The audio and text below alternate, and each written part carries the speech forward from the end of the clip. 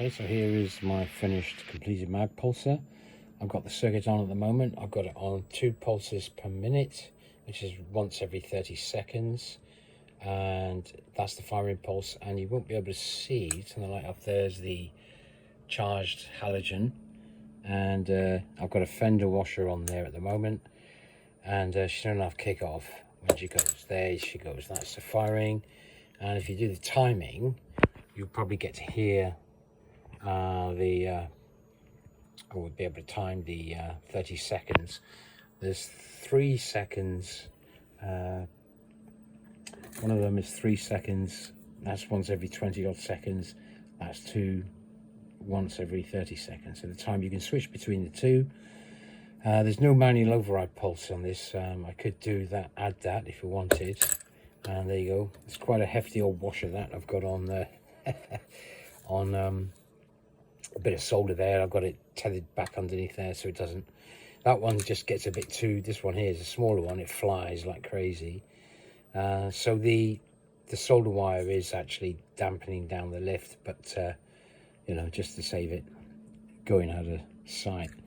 So I've got the box open at the moment. I'll show you inside how it looks, and it should just fire again. Once every 30 seconds I've got the setting on. Now I've got 2 5-volt 240 to 5-volt DC supplies here. I've paralleled them up just to give me a bit more current for the charging circuit.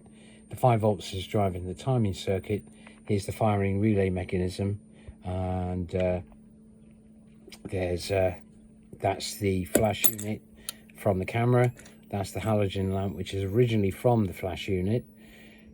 This big heatsink here, which runs quite hot, this is taking the 5.5 volts and dropping it down to 3.3, because I found that the charging circuit, although it worked at 5 volts, there's a firing transistor on there with a heatsink on it. It was actually getting red hot. So what I did is I further regulated the supply voltage down to 3.3 volts, and I had to double up on the supply because the single supply of 0.3 amps wasn't sufficient to keep the 5 volt to fire the relay and charge the circuit. So doubling up on these 2 little modules here, neat little things, doubly insulated, and obviously with the 240 mains coming in, and regulate it down to 5 volts and then 3.3 volts. Well, that's all I could get for 3 volts, 3.3 regulators, and that would actually fire off, charge the charging circuit, and it runs quite nicely. And I could actually put it to the 3 per minute, but in terms of the video, I just leave it on the 230s while I'm talking. It's firing away. You can see the halogen is actually lit up there. That actually comes on at about 230 volts DC, that, and it will actually the firing mechanism on the 2 pulses per minute, the voltage charges up more. So the camera flash unit hasn't fully charged yet, so when it gets on the 3 pulses per minute to 20 to 25 seconds, it's not up to its fullest potential, because the capacitor here is actually 350 volt charge. So you get a bigger pulse on 2 pulses per minute than 3 pulses per minute. And I could probably switch that over. So when you put the lid on, I've got a little housing there which has got heat shrink on it, just to try and raise the level of the light coming through. I'm going to put that back down again, and look into situ. Put the lid back down again. She's going to be ready to fire in a minute. You can see, I'll turn the light off here so you can see the halogen's on, and she's fired there. Now when I switch it to the center, it's disabled it, so there's no timing circuit involved now, but the firing light's on. So when I switch that, it may actually fire. It switches the timing circuit back to 0 again. There, so it hasn't fired. So 20 seconds, 20 odd seconds if you count it. That'll probably give a bigger pulse now, because I had it on the two pulses per minute timing circuit. So let's see how that fires off. Now you can see how quickly that halogen will come back on. So she's charging up to 230 volts. Yeah, she's not back on now yet. We'll see how big that pulse looks, because the cap inside there on the flash unit is still charging. Although it's not too bad.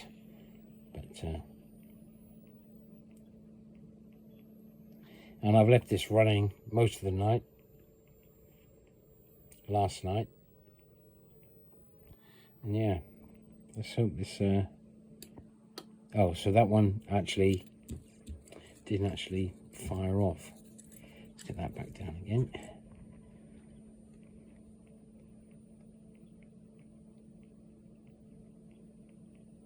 You might be able to hear the relay clicking inside. There we go. All right, so that's it basically. Switch that back to there, and I've got a nice little illuminated switch on the side, so when you switch it off the light goes out. There we are. But notice that the halogen, if I switch that back on again to get the halogen to come on, so if I put that to there, so the halogen's on, the light's on. If I switch that off, the halogen stays on simply because the cap is already charged, and anybody knows that's worked on camera flash units that you have to make sure they're discharged before you start messing with them, otherwise you get a nice zap.